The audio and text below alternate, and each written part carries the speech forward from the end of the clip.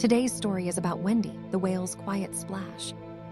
In the calm, sparkling blue of the open ocean, where beams of sunlight drifted through the water like silver threads, lived a young whale named Wendy. Wendy was smaller than most whales in her pod, and unlike the others, she moved gently and spoke softly. While the other whales greeted the morning with powerful songs that carried far across the sea, Wendy preferred quieter tones. She enjoyed peaceful moments, the soft hum of the current, the gentle movement of seaweed, and the smooth glide of her tail through the water. She wasn't shy, she simply liked the quiet. But in a pod full of bold, energetic whales, Wendy often felt invisible. One morning, while the whales sang their deep morning songs, Wendy added her own gentle voice. Her tone was clear but soft, and although it was beautiful, it was so quiet that no one noticed. Sometimes Wendy wondered if being quiet meant she could never make a difference. Later that day, the pod swam toward a coral reef glowing with bright colors, rose pinks, deep blues, and soft oranges.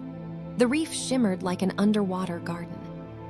Wendy's friend, Talia the turtle, approached her with a warm smile. "Wendy, you look thoughtful today," Talia said. Wendy sighed softly. "Everyone around me is so strong and confident. Their voices carry across the ocean. Mine barely reaches anyone. I'm not sure I will ever make an impact." Talia shook her head kindly. "Wendy, sometimes the quietest presence makes the greatest change. Not every important action needs to be loud." Wendy listened, wishing she could believe that. That afternoon, while the pod played near the reef, a faint tapping sound echoed through the water. It was soft, irregular, and filled with distress. Wendy stopped swimming. "I think someone needs help." Several large whales turned and dismissed the sound. "It is probably nothing," one said. "It may just be the coral shifting," said another. But Wendy frowned. The sound was too urgent. She followed it, listening with care, a skill that came naturally to her. Her quiet nature made it easier for her to hear details others ignored.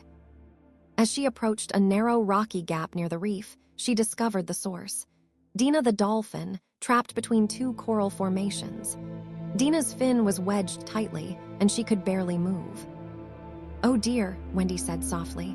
"Hold still, we'll help you." The larger whales soon arrived, and immediately prepared to force the rocks apart. But Wendy quickly intervened.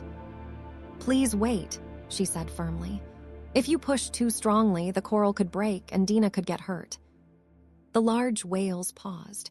None of them had considered that their strength might cause more harm than good. "What do you suggest?" the eldest whale asked. Wendy swam around the coral slowly, studying the angle and the narrow space. She noticed a small gap on one side where gentle, controlled pressure might free Dina without damaging the reef. She turned to Dina. "I'm going to shift the coral very slightly.